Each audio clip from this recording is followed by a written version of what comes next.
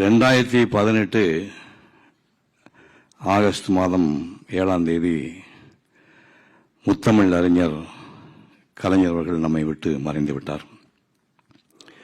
அதே 2018 ஆகஸ்ட் மாதம் 25ஆம் தேதி கோவை இந்துஸ்தான் பல்கலைக்கழக வளாகத்திலே அவருக்கு நினைவேந்தல் நிகழ்ச்சி நடந்தது.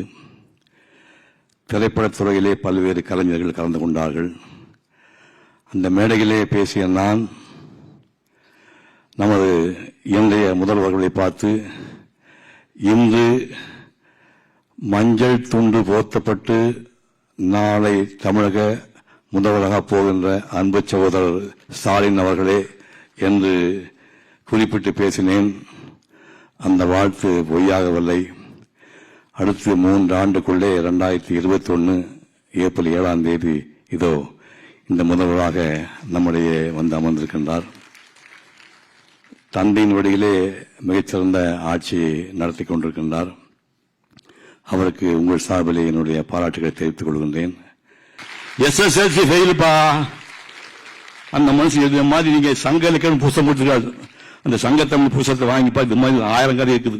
அந்த இலக்கிய கர்த்தாவுக்கு மகனாக பிறந்து இது மேடையிலே இருக்கின்ற அவருடைய வாரிசு இந்த திறம்பட ஆட்சி செய்து காலை உணவு திட்டம், புதுமை பெண் திட்டம், நான் முதல்வன் திட்டம், தமிழ் புதல்வன் திட்டம், வீடு தேடி மருத்துவம் என்று எண்ணற்ற திட்டங்களை நிறைவேற்றி இன்று நம் மக்களுடைய மனதில் நீண்டான இடத்தை பிடித்திருக்கின்றார்.